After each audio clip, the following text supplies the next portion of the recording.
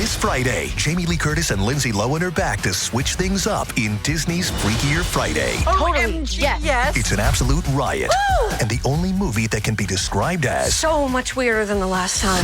What last time? it's the frequel You ready? we've been waiting for. That absolutely slays. What deeply out of touch old person came up with that? You did. Wow. Don't miss the comedy event of the summer for all ages. Disney's Freakier Friday in theaters this Friday. Get tickets now. Rated PG. Parental guidance suggested.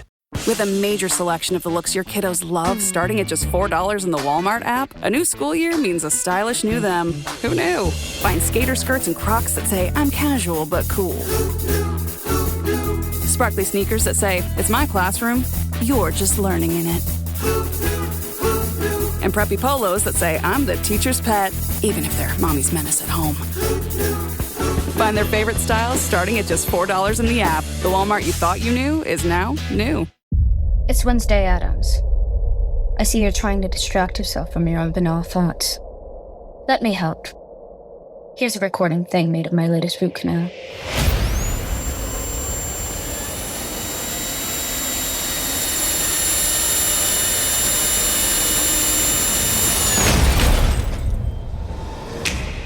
Wednesday, Season 2, begins August 6th, only on Netflix.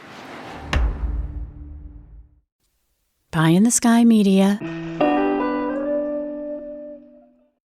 This series contains adult language and descriptions of graphic violence throughout. Listener discretion is advised. 5, 3, 2, 1.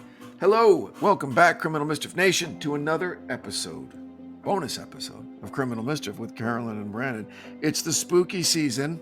Carolyn and I are both dressed in black in honor of Halloween. Carolyn, how are you? I'm doing fabulous. Great. I'm tired. You're tired? Yeah. Okay. Big party at the house last night. Big Oh, party. is this his Halloween party? The 18,000 steps? The pumpkin carving party. Oh my gosh. 15th annual. I think it was the 16th. My wife thinks it's the 15th. I'm not going to argue it with her. You got the scars to prove it? Oh my gosh. And my daughters are the age where, there's going to be some boys coming around for the party. Oh my God. Yeah. Yeah. It was very, very, very crowded. We had a great turnout. Everyone had a good time. Tons of jack-o'-lanterns and food everywhere, and it was fun, but very, very tiring. It's awful. It's an awful day for me. Like, I love the holiday, but now that that's done, I'm relieved because it's just so busy. And so much work. It's stressful. Yeah. Well, I went and saw. I went and saw. Gosh, why am I spacing on his name? Sebastian Maniscalco. Oh, he's great. He's very funny. Oh my gosh, he was so fun. I don't know if you know this, but I really love comedians. I mean, I really, really, because people usually don't make me laugh. Like, it takes a certain type of humor to make me laugh. Anyway, I was laughing so I felt bad for my husband because I was like, oh my gosh, I hope I'm not laughing too loud because that's how funny it was. But then I went home and I slept so great. And laughter, as they say, is the best form of medicine. It was so freaking funny. Yeah, it was awesome. One of my favorite jokes. The comedian Anthony Jeselnik. Do you know him? I don't know. What does he do? Dark. He's so dark and really, really smart and really funny. And I always think of this podcast when I hear this joke. He says, I spent the last 2 years looking for my girlfriend's killer, but no one wants the job. Okay. Ease up, partner.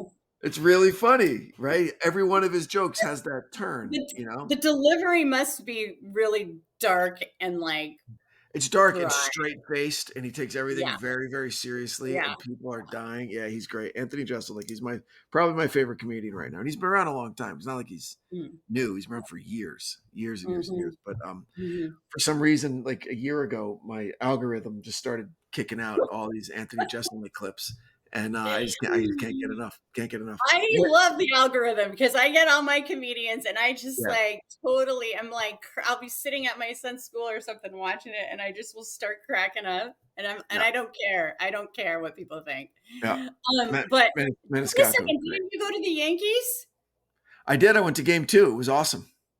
We lost and we're losing right now by a lot. So Yankees aren't having a great World Series at all. I can admit it. It hurts me in the heart, but that's okay. That's baseball.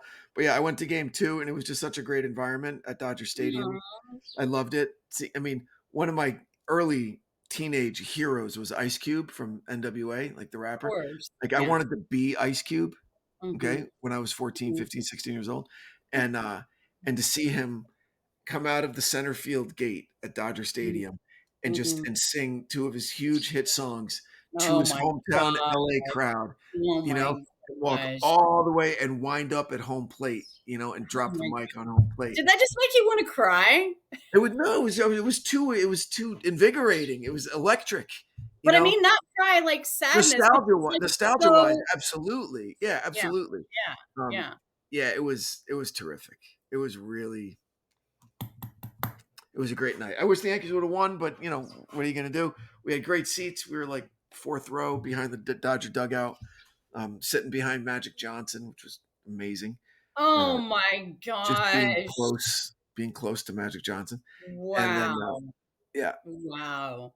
And then I saw a bunch of former Dodger players because, you know, it's the World Series. Everybody gets invited back. And there's something really interesting about athletes that are no longer athletes. It's like overnight they take a pill that makes them double in size. Okay. Like it happens to all of them. The only people, it's the reverse with NFL linemen. They lose weight. Okay. NFL linemen, when they stop playing, get smaller. But I saw like Matt Kemp and I'm like, oh, that big dude, big jolly dude looks like Matt Kemp.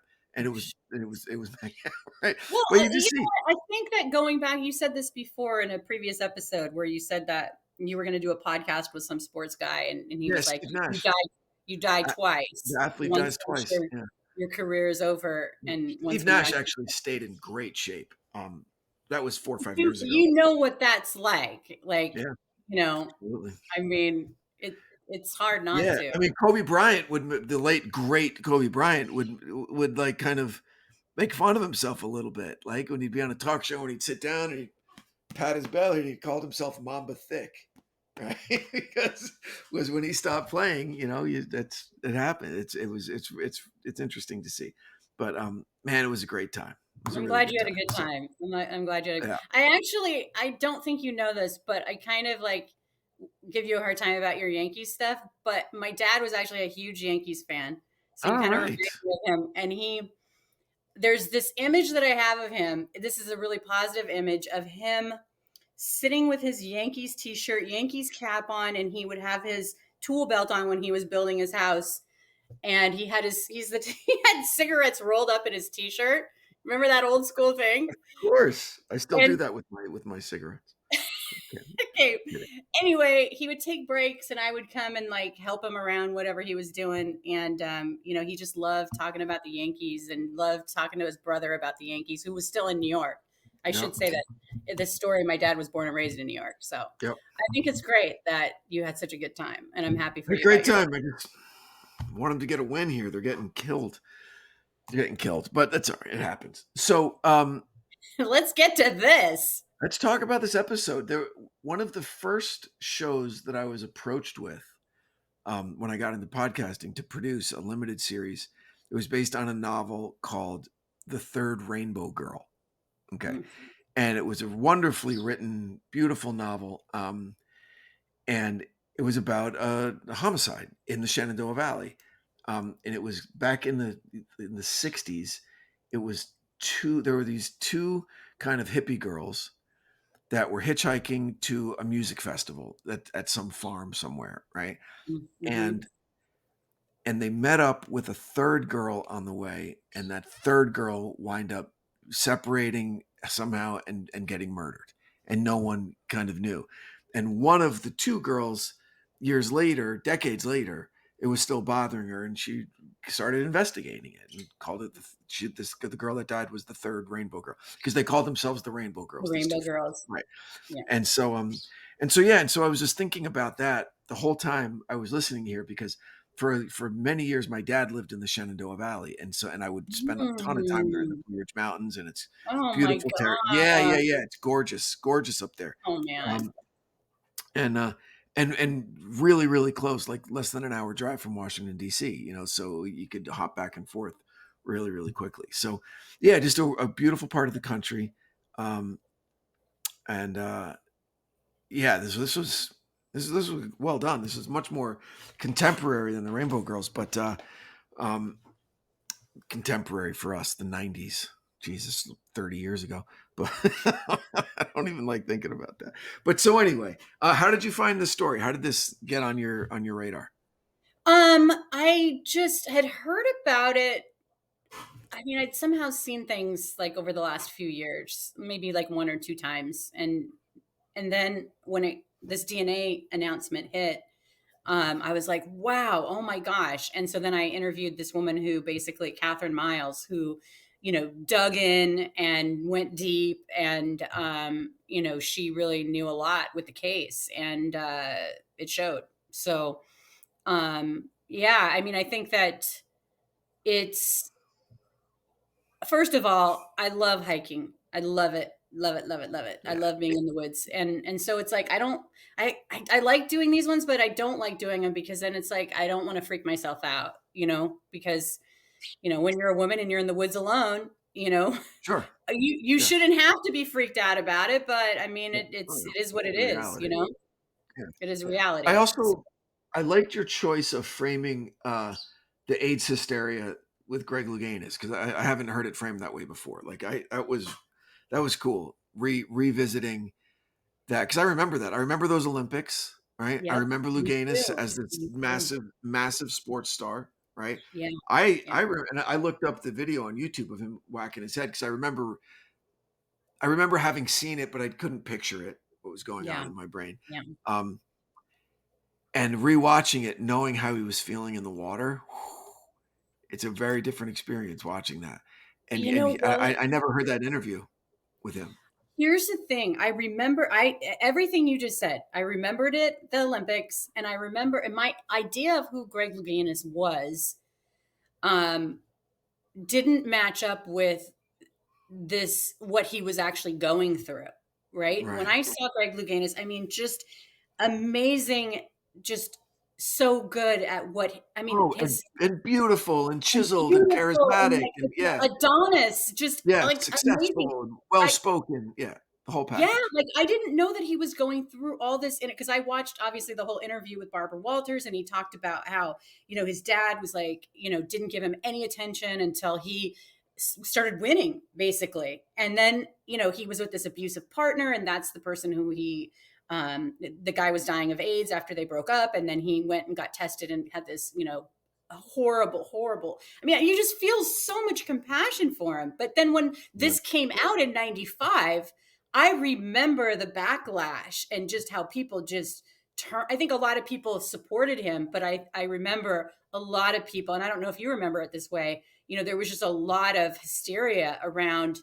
him revealing this backstory. What do you remember? I don't remember that. I don't remember that media frenzy around it at all. I have no recollection of that at all. I remember 92, the Dream Team, Magic Johnson, speaking of Magic Johnson, right? When he went to the Olympics, HIV positive, and a lot of people were fucking pissed off at him about it, right? And a lot of people didn't think it was safe. We didn't really have a really, deep understanding of the AIDS virus and how it's transmitted. Like, we all knew the salacious stuff, right? How you get AIDS, and the accidental way through like blood transfusions and shit like that. But I remember that being a big uproar. Like, what if his towel gets sweaty and hits Michael Jordan and what like all of that stuff. I don't know how I would have felt in 95 or 96 hearing about Greg Louganis, because that's, I mean, look, devil's advocate here, that's incredibly irresponsible of him. I don't think I don't think it was irresponsible of him to do it, but him, like, he hadn't thought about hitting his head. He had thought about all these other things, but that's what he talked about in the interview, where the coach was like, well, this is an individual sport, Right. and there's chlorine in the water. Like, they never like thought about him hitting his head and bleeding. It's summer, time to enjoy long days, lazy nights, and great food. Because Uber Eats has deals all summer long. So, when hunger strikes, don't sweat it. Delicious deals are just a tap away on Uber Eats. Enjoy all your favorite grocery items delivered straight to you. Get ice cream, soda, and snacks from your favorite stores like Wegmans and CVS, and make the most of every moment. Now that sounds like a good summer. Order now on Uber Eats. Terms apply. Product availability varies by region. See app for details. I'm always looking for ways to show my cat how much I love her. And with Fancy Feast Gems, I can pamper her whenever I want with a savory gravy on top of a gourmet mousse pâté. The pyramid shape makes serving simple, so all I have to do is peel and plate to make mealtime feel extra fancy. And with 2 entrees in every pack, it's easy to turn every day into the extraordinary. Fancy Feast Gems. USAA knows dynamic duos can save the day, like superheroes and sidekicks, or auto and home insurance. With USAA, you can bundle your auto and home and save up to 10%. Visit USAA.com/bundle. Bundle savings are off total premium, not available in all states or in all situations. To qualify, auto policy must be active prior to property policy issue, subject to change. Restrictions apply. Membership eligibility and product restrictions apply and are subject to change. USAA means United Services Automobile Association and its affiliates, San Antonio, Texas. Switch to Shiseido Benefiance Wrinkle Smoothing Eye Cream and discover why people are calling it the best eye cream. A powerhouse formula that targets 5 types of eye area wrinkles. 96% of users saw reduced wrinkles and diminished dark circles after just 7 days. Shop Shiseido Benefiance Wrinkle Smoothing Eye Cream at Sephora and discover how change can happen in the blink of an eye. Consumer tested by 110 women. I know what I'm saying is that irresponsible, because the worst case scenario happened.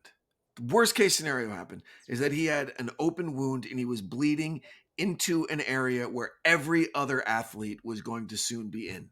Okay. So that right there, there's that Art of War quote where, Sun Tzu said, there's only one thing that a defeated general can never say, which is, I hadn't thought of that. Okay. I mean, and this was that scenario. I know, but the scenario, right? He had 5 minutes to decide. He's a young kid, and it's like, and they said in chlorine, with the chlorine, I guess kills the virus. And but here's where it was irresponsible for sure. The doctor who stitched him up wasn't wearing gloves. The doctor wasn't wearing gloves. There was blood in the pool. Did blood drip off of his head anywhere else, like walking around? Right. All I'm saying is that would it have ruined his career if he had said, don't anybody go in the pool. I'm HIV positive and I was just bleeding. 100% would have ruined his career. 30 years later today, he'd probably be a hero. Okay. I know. Yeah. For making that decision. Right. Okay. So it's never wrong to do the right thing. And I get think that doing the right thing would have been to stand up and to make that announcement. But I get it. Young kid wasn't that young. Okay. He was a grown-up. He knew enough to hide it. He knew it was dangerous enough to hide his diagnosis. So that tells you a lot. Okay. I think that I wanted to put it in there because of the I loved it. Yeah, I know. I love it. I love it. It brought it back to what those days were like for people. Like when I talk to my daughters about it, who are older, they're in their early 20s, and like, I'm like, you guys don't even just know what it was like. Like, you don't know how, like, Princess Diana holding hands. Or hugging an AIDS baby in Africa or whatever. Yeah. Well, all that. And that compassion, like I did so much for people, it's like, I'm just so glad we're out of those times, because so am I. Really and dark days. Dark, scary days. I mean, like our generation our sexual revolution happened, in the shadow of the AIDS virus, I know. right? I know. Yeah. Yeah, Yes. it Yes. was I was going to say in the shadows because you were like, oh my gosh. yeah. No, I in mean, the do you shadows remember of the being in AIDS virus. school and having them like show you like, okay, well, if you have sex with this person, you're having sex with 20, like And all everyone that they had and everyone that and they so had on sex with and and so everyone that on and so and on so on and so on. and so on. Yeah. Right. Yeah. Yeah. So It's like, it was definitely a strange and scary and very scary time. Very, very yeah. scary time. And that Loganis story really kind of encapsulated it. And then how it relates to the girls in the story, it's just, stay in the closet.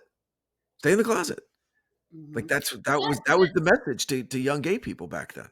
And that's what was so hard about this one is that they were probably just loving each other, loving the woods and nature and being free and just like that freedom to just be themselves. Yeah. And like it must have felt incredible to them, and to have this just spoiled and ruined and like by this, and then the other guy who got blamed for it. I Yeah. mean, talk about, it's not like he was an angel by any means, No, of but course not. wow. But I mean, it was. I mean, that guy thanking his lucky stars for DNA technology coming Oh around, my right? gosh, well, listen to this. 16 days after that press conference, apparently he was killed in a car accident. Yeah. Wow. Yeah. Yeah. Movie The Pledge. Remember that movie The Pledge? Who was in that? Sean Penn, Jack Nicholson, Robin Wright. It was, God, maybe was it The Pledge? Might have been a different one. Anyway, Sean Penn directed this movie. Yeah, it had to have been The Pledge, where he the promise is made, I'm going to find out who killed your kid, whatever. There's a promise made, and it drives the investigator insane. Like, I've got to find, it's a promise that I made, and the mom and and everybody's so sad, and he figures it out. Like, he figures out who the bad guy is, okay? And then we're in the car with the bad guy. The bad guy knows that the other guy knows who he is, so he completely like disguises himself, and no one knows who he is or where he's going. And he gets in a car accident and dies and like burns. Okay. And no one knows that it's him. And so what you're left with is this cop, that he's never going to He's have never any going to figure it out. He'll never have resolution on it at all. It's I know. maddening. And that's what, that interview that I did with Paul Holes, why I was so like passionate about it, because it's like, he pursued that for 26 years and it worked out for him, right? It worked out for the families in that case. But like, think of how many detectives like the one in The Pledge. Exactly. It doesn't work out and they die in some hole, alcoholics, because they've been consumed with this case never resolved. And no answers. And no answers. Oh, no gosh. answers. What if I would have done this, and what if I would have done that, and what. Or knowing that, like, what was that one case that you did where, hold on, where they knew the person said, you've talked to your guy. Your guy is in that file. It was the woman hiking. It was another hiking woman that gets attacked. Yeah.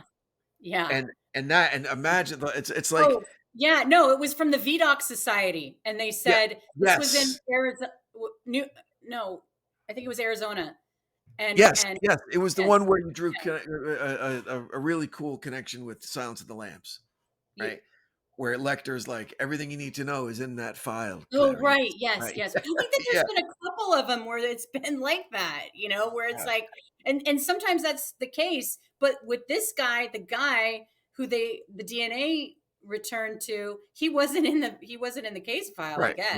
Right. So sometimes it just doesn't, and there's like so many other, murders around there that have gone unsolved. So that first guy that they thought was good for it, because he tried to repeatedly run that woman over, just fucking whack job, and they catch him, and he gets 11 years for it, which is great. Yeah, Terrific. exactly. Yeah. And he just happened to have the bad luck of driving in and out of the park on the days that the girls got killed, And so and that the FBI were just hot and heavy and had yep. that bias of like, this is the guy, we got to make this round See, hole fit in this that's why square. my friend Ron, I made a lot of fun of him over the years, but he's the one who tells me every time I'm going camping or going to Joshua Tree, he says to haul out your own trash. Don't throw anything out in the trash cans at Joshua Tree. You know what? I think you being on hidden camera would be just way too psycho for And I went, anybody. Ron, what gives, man? Well, I'm going to use the trash can. He goes, no way, bro. No way, bro. You have no idea how many times cops find a body in a shallow grave in the desert and they just pull prints off the beer can in the trash and boom, now you're the suspect. Well, have you heard about the 23andMe thing about how they're like going belly up? And so now that people are all worried about this data. Why are they going belly up? Because no one trusts them anymore? Because you're in the system? I think that I don't know the whole, I just saw a headline, and I've heard it. So I'm just talking off the cuff here. But what I saw from this headline was that the model of how to make money hasn't materialized, like how with Facebook or whatever. Oh, sure. Wow. They're not positive revenue yet, huh? I think, yeah. So the people are concerned about what's going on with this data, what's going to happen to it.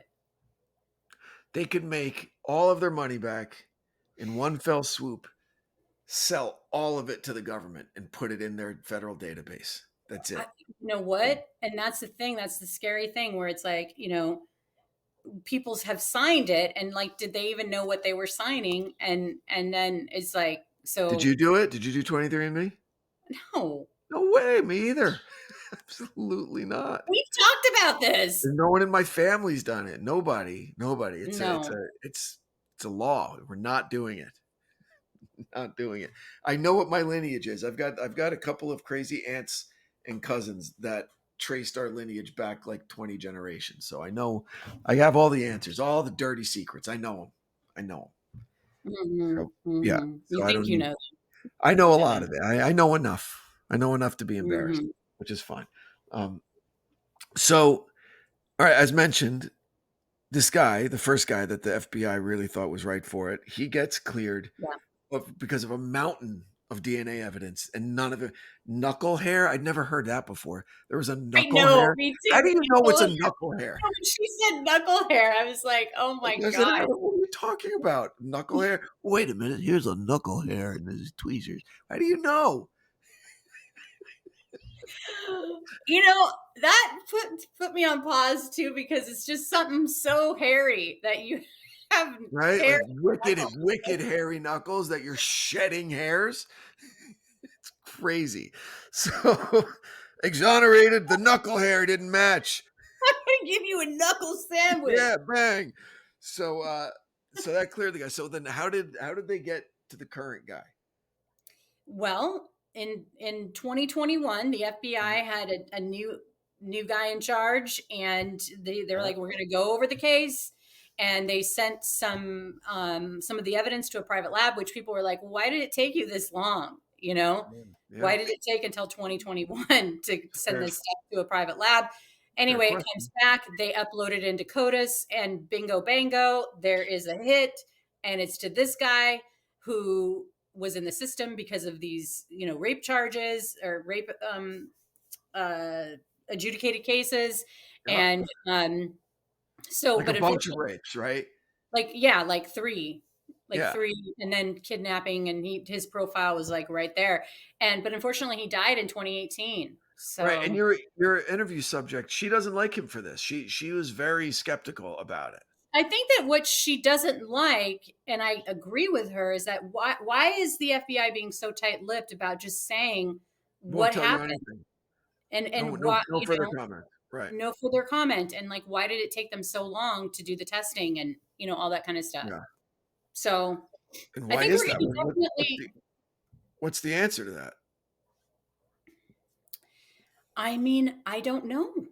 I don't know. It doesn't really make sense. Maybe the positive answer would be, they think that there might be, there's an active investigation going on, that they don't want to jeopardize it. And we'll find out later on down the line.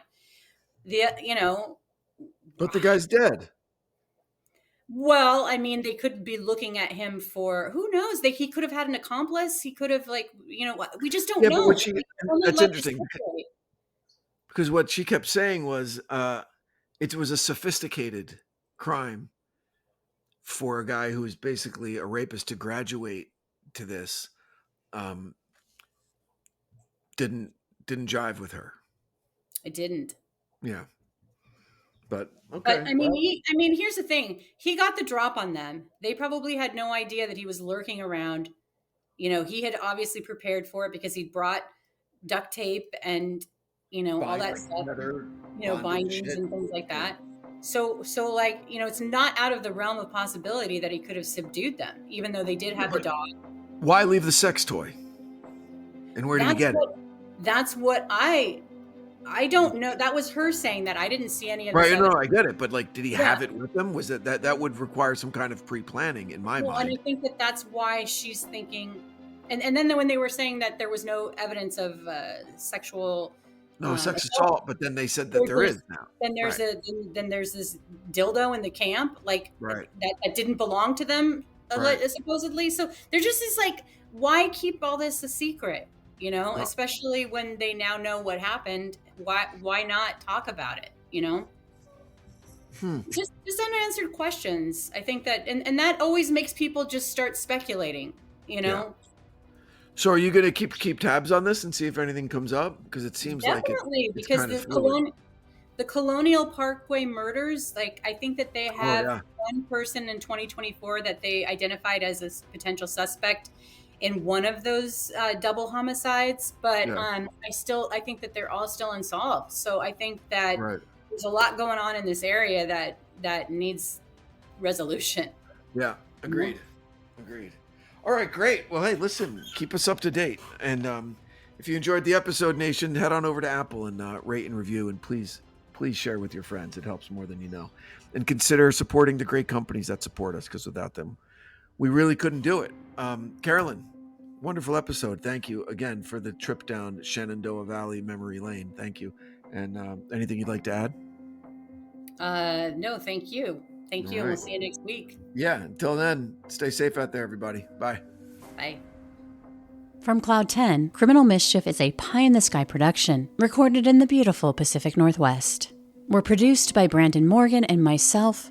Music by Soundstripe. I'm Carolyn Osorio, your writer and host.